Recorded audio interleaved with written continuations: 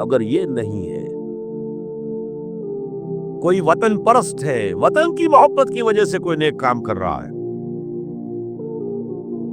اس کا وہ کام وطن پرستی کے کھاتے میں جائے گا، خدا پرستی کے کھاتے میں نہیں جائے گا۔ کوئی قوم پرست ہے، اپنے قوم کی محبت میں کچھ کر رہا ہے،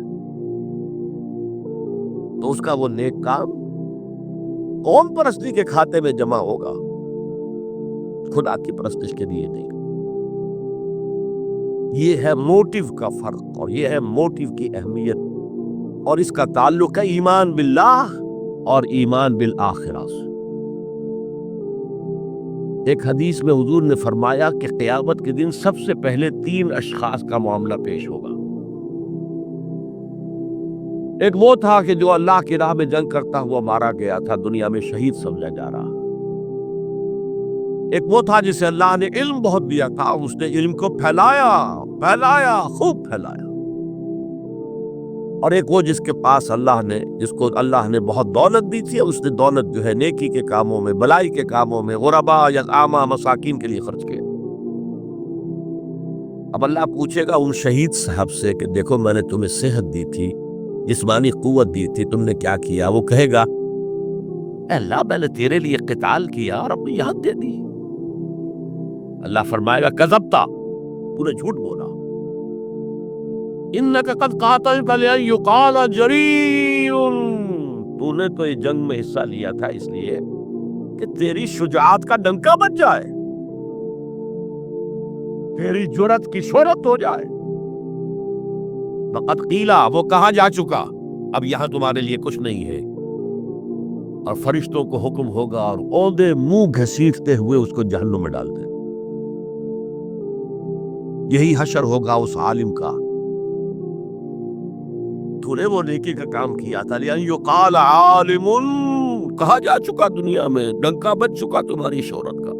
اب اس میں نوٹ کیجئے، اگر کسی عالم کے علم کا ڈنکا بج جائے، اس کی اپنی نیت وہ نہیں تھی تو اس کے اندر کوئی خرابی نہیں ہے، یہاں معاملہ نیت کا ہے۔ اگر نیت یہ ہو کہ میرے علم کی شہرت ہو جائے، میرے ہاتھ چومے جائیں، مجھے نذرانے پیش کیے جائیں، تو پھر وہی حشر اس کا ہوگا کہ اودھے منہ گھسیٹ کر جہنم میں ڈال دیا جائے۔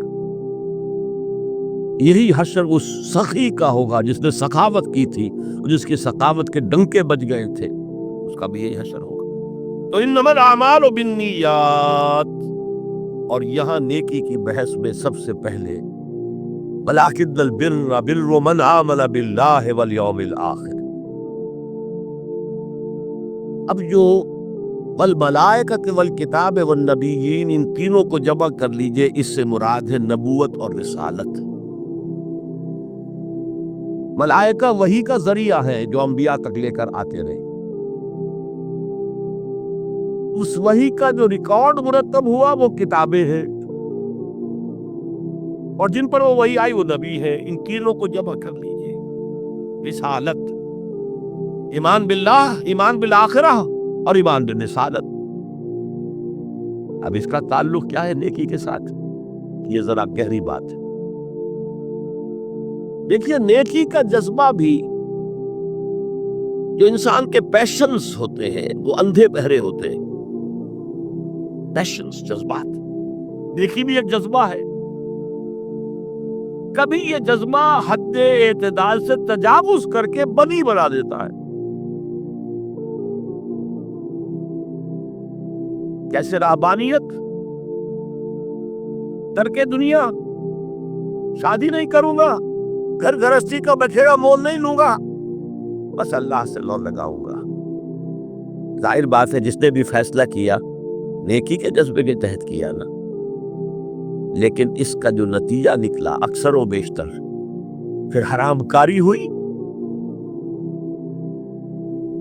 آپ عیسائیت کی جو ہے ہسٹری آف کرسچین موناسٹسزم، اس کا مطالعہ کیجئے، انہوں نے خود لکھا ہے کہ بظاہر راہب خانے ہیں، راہب اور راہبائیں رہتی ہیں، اور ان کے تہخانوں میں حرامی بچوں کے قبرستان ہو جاتے تھے۔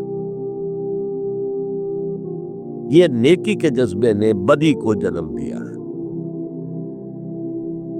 حضور کے ساتھ ایسا ہوا؟ 3 اشخاص آئے، انہوں نے حضور کی ازواج مطہرات سے معلوم کیا آپ رات کو کتنا وقت نماز میں لگاتے ہیں، آپ مہینے میں کتنے نفلی روزے رکھتے ہیں۔ اب جو کچھ انہیں بتایا گیا، حضور کی زندگی کھلی کتاب تھی، بتا دیا گیا اتنا عرصہ جو ہے آپ رات کو تہجد پڑھتے، بتا دیا گیا مہینے میں اتنے روزے رکھتے۔ انہوں نے اسے کم سمجھا، فتقالوہا، قلیل سمجھا کہ یہ تو زیادہ نہیں ہے، ہمارا تو خیال تھا کہ آپ ساری رات ہی کھڑے رہتے ہو۔ لیکن اپنے دل کو مطمئن کرنے کے لیے کہ حضور کی کہیں توہین بھی نہ ہو جائے، کہا جی انہیں تو ضرورت نہیں ہے، وہ تو معصوم ہی ہے، ان کی خطائیں اول تو ہوتی نہیں، اگر کوئی ہے بھی تو اللہ نے کہہ دیا قد غفر اللہ لک ذنبک ما تقدم منها وما تاخر، اللہ نے تو معاف کر دی اگلے پچھلے سارے گناہ، میرے لیے یہ کافی نہیں۔ ایک نے کہا میں پوری رات عبادت کروں گا، اپنی قبر بستر سے نہیں لگاؤں۔ دوسرے نے کہا کہ میں ہمیشہ ہر روز روزہ رکھوں گا، کبھی افطار نہیں کروں گا۔ تیسرے نے کہا میں کوئی شادی بیاہ نہیں کروں گا، ایک کھکیڑ میں نہیں پڑھوں گا میں۔ حضور کو خبر ہو گئی، آپ نے طلب فرمایا اور غصے کے انداز میں وہ الفاظ کہے کہ جو حضور سے بالکل متوقع نہیں۔ واللہ انی لاتقاکم واخشاکم، خدا کی قسم میں تم سب سے زیادہ متقی ہوں اور سب سے زیادہ اللہ سے ڈرنے والا ہوں، لیکن میرا طریق یہ ہے کہ میں رات کو سوتا بھی ہوں اور نماز بھی پڑھتا ہوں، میں روزہ رکھتا بھی ہوں، ناغہ بھی کرتا ہوں، میں نے شادیاں کی ہیں، متعدد ازواج میرے گھروں میں ہیں۔ فمن رغب عن سنتی فلیس منی، جو بھی میری سنت سے ہٹا وہ مجھ میں سے نہیں ہے، میرا امت ہی نہیں ہے۔ تو نیکی کا جذبہ بھی حد اعتدال سے تجاوز کر کے بدی کو جنم دے سکتا ہے۔ ایک صحابی، نوجوان صحابہ میں سے عبداللہ ابن عمرو ابن العاص،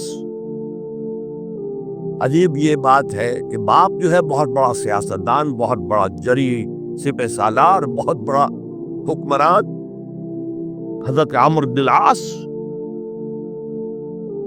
بیٹا نہایت زاہد و عابد، مرتاس، زاہد مرتاس، ساری رات کھڑے ہیں، بستر سے کمر ہی نہ لگائی، ہر روز روزے سے کی۔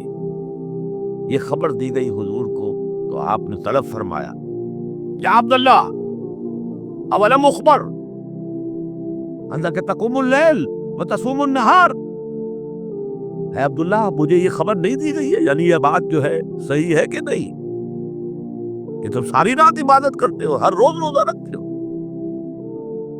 کیا کہہ سکتے تھے؟ بلا یا رسول اللہ، حضور ایسا تو ہے۔ فرمایا لا تفعل، ہرگز ایسا مت کرو، فإن لزوجك عليك حقا وإن لزوجك عليك حقا بل إن لنفسك عليك حقا، تمہارے نفس کے بھی تم پر حقوق ہیں، تمہاری بیوی کے بھی تم پر حقوق ہیں۔ ان کی زوجہ سے کسی نے پوچھا تھا تم ہمیشہ میلی کچیلی رہتی ہو، کبھی ہم نے تمہیں کسی اچھے لباس میں کوئی جسے سنگھار کہہ دیتے کہ یہ نہیں دیکھا؟ تو انہوں نے کہا کہ مجھے کیا غرض ہے، تمہارے بھائی کو تو مجھ سے کوئی غرض ہے ہی نہیں، میں کس کے لیے بغاؤ سنگھار کروں؟ یہ بھی الفاظ آتے ہیں۔ فرمایا ہرگز مت کرو، میں تو کرتا ہوں، میں روزے بھی رکھتا ہوں لیکن نہیں بھی رکھتا، میں نماز پڑھتا ہوں لیکن سوتا بھی، میری بیویاں ہیں متعدد، تو میری سنت اگر تم نے چھوڑ دی تو تمہارا مجھ سے کوئی تعلق نہیں ہوگا۔ اس کا مطلب کیا ہوا؟ تو سبق نیکی کا ایک ماڈل بھی سامنے رہنا چاہیے جس میں توازن ہو، اعتدال ہے۔ انبیاء وہ توازن پیش کرتے ہیں اپنے کردار اور شخصیت کے ذریعے سے۔